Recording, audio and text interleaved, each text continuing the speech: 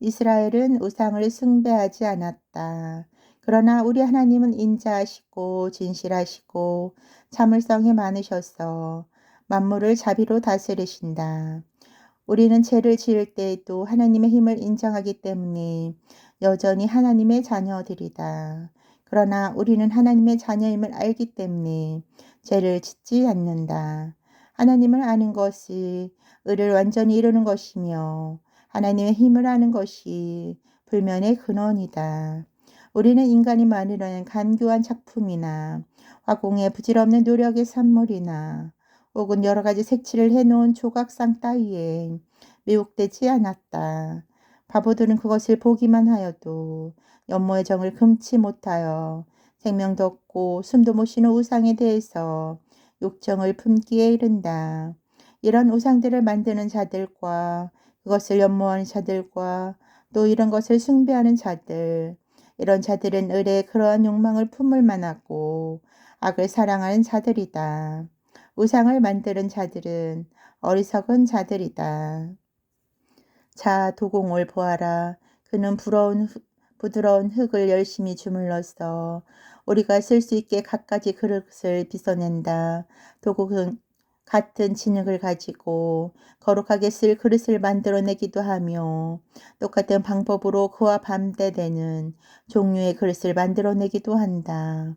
그러나 이 두 가지 그릇이 각각 어떻게 쓰여질 것인가 하는 것은 도공이 결정한다.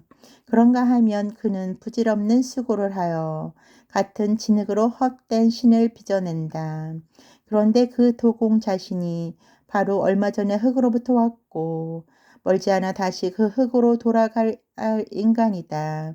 그때는 자기 일생에 대한 셈을 하나님 앞에서 해야 할 것이다. 그럼에도 불구하고 그는 자기가 멀지 않아 죽어야 한다는 것과 인생이 짧다는 것에 전혀 개의하지 않는다.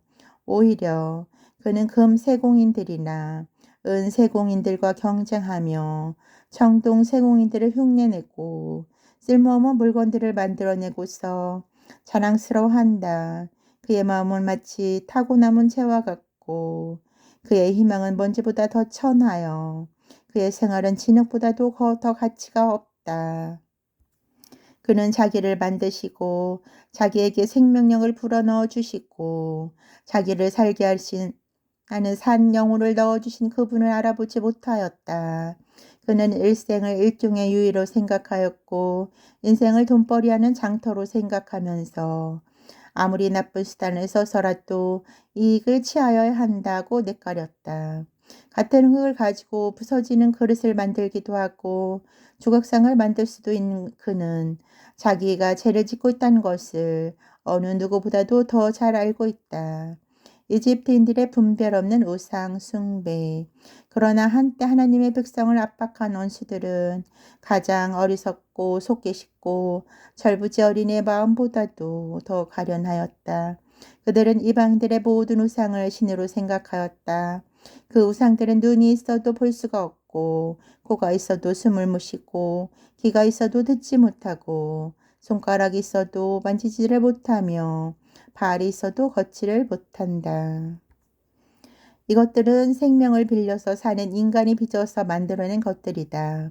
인간의 신은커녕 자기와 비슷한 인간조차 만들어낼 수가 없다. 스스로 죽어야 할 인간이 사악한 손으로 만들어낸 물건은 죽은 물건이다. 자기가 숭배한 물건보다는 자기 자신이 더 낫다. 그는 적어도 생명을 가지고 있지만 그가 만든 무상들은 결코 생명을 가질 수 없다. 심지어는 가장 가증스러운 동물들마저도 신으로 숭배한다. 이 동물 우상들은 그 어리석음을 비교할 때 다른 우상들보다도 더 나쁘다. 이 동물들은 사람들이 보고 탐낼 만한 아름다움을 지니지 못하며 하나님의 칭찬과 축복을 받지 못하였다.